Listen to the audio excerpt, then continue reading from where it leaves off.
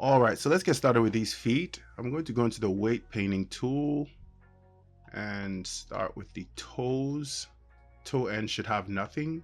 I know I deselected it, so I don't know why it has weighting, but I'll just take the weighting away from it, giving it a toe. I'm going to bend this toe just to see. Okay, so that's about the bend point.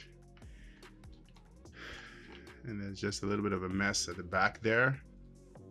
Influence coming from somewhere. I'm just going to start off by removing the influence that the toe has in regions that it shouldn't have. So I'll just bring this a little tighter so I can see this. Just start excluding influence from here. This has to be done really well because this is going to impact the shoes significantly. The shoes are going to deform based off of what's happening with the main toe. So we want the best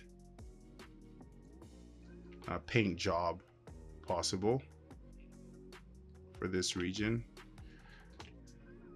Bring that up a bit, do some smoothing with shift.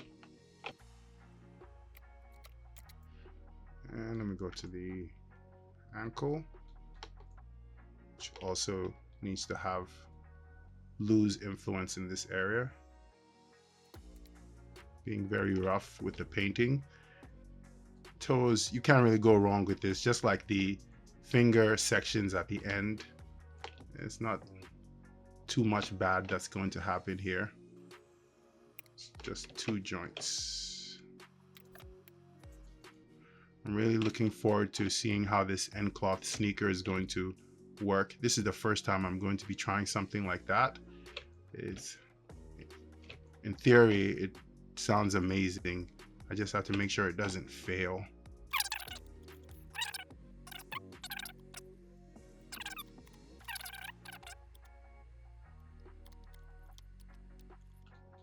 Let me start removing this influence.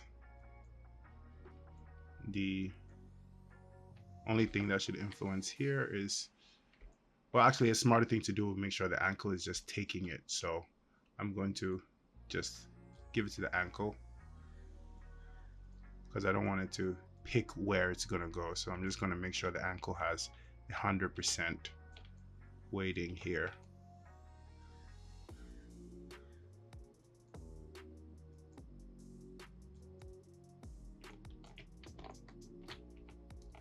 And should probably bring back the joints so I can see.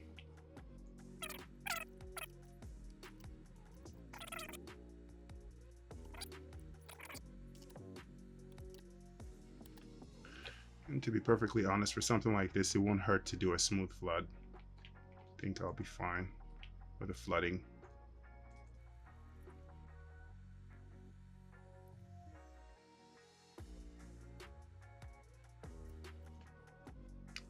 I'm going to make sure that toe end is not receiving any of these influences. Yeah. What I'm going to do with toe end is make sure that both of them, I don't know why they're still here because I really did remove them. So I'm going to go skin, edit skin influences, and remove influence. Yeah, so yeah, they're no longer in the list now. Still contemplating whether I should go for a tight fold here, in which case I want to go back to the ankle and gradually give it some influence here.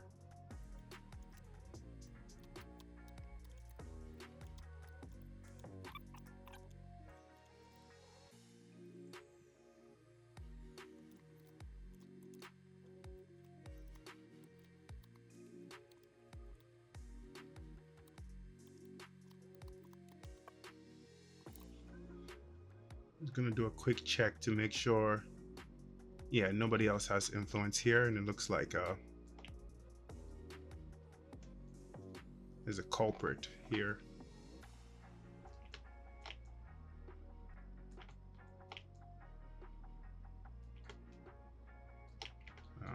The knee part 2 should not have any influence here, and that shouldn't have any influence there.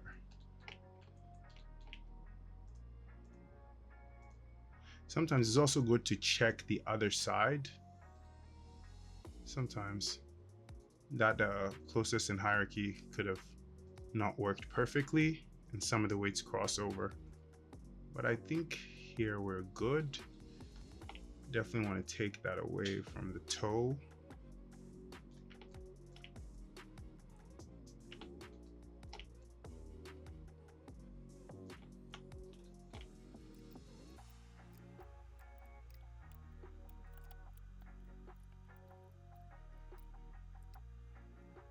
Yep, I don't know what the hip is doing all the way down here, but it's also a culprit. So I'll take that out.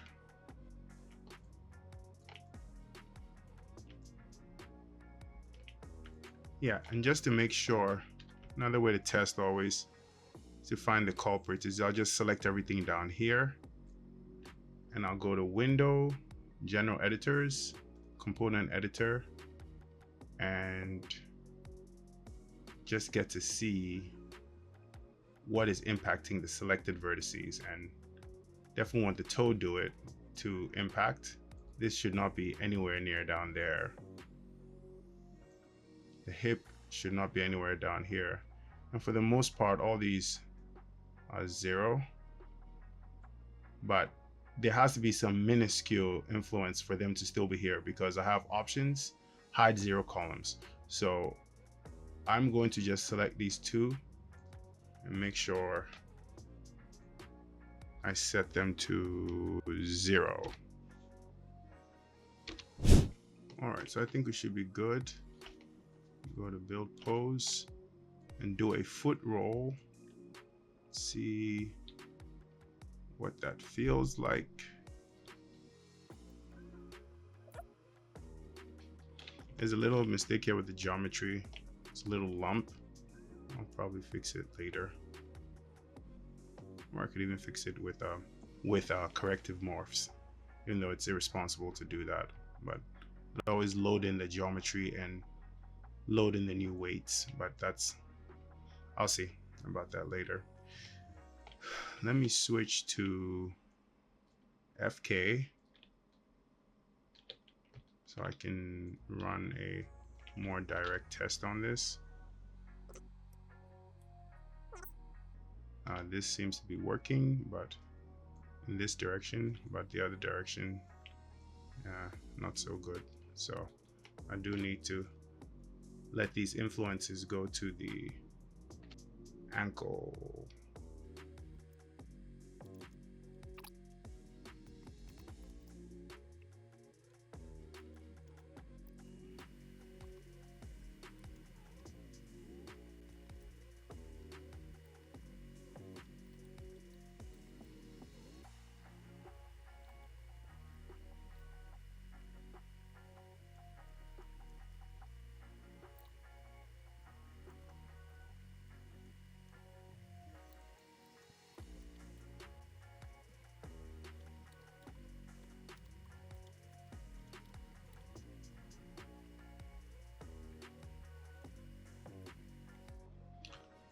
All right, so that's a great result for a foot.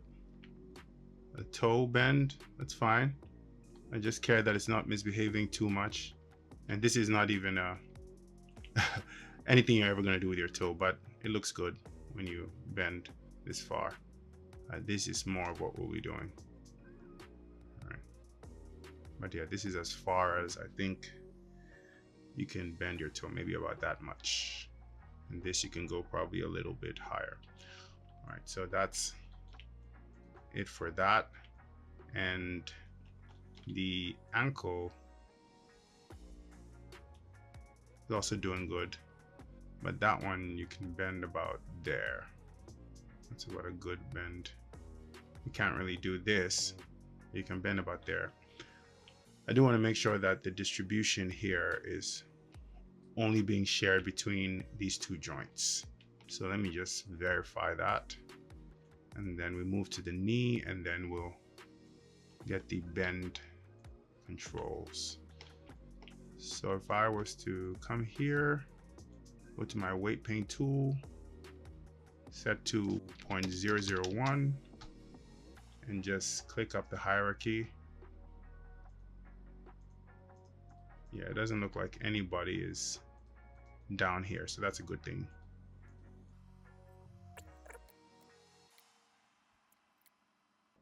Yeah, and it looks like this is only being shared by the two joints it's supposed to be shared by. And that bulge is just a byproduct of skinning. So I think that's one of the things where I could definitely use some corrective deformation to just pull it back a little bit, because if these two joints affecting it can't yield anything great, or actually let me try this. Let me see if designating more to the other one. Let me try up here. Let me just click.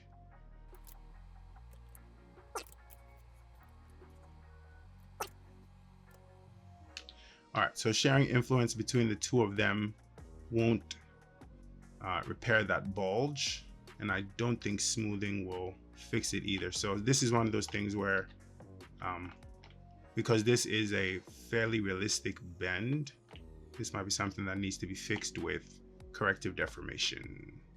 We'll just pull this back and get a nice straight transition from the shins to the something like that. Actually, not too caved in like that, maybe more so like this, just a nice straight shape. All right, just push this back.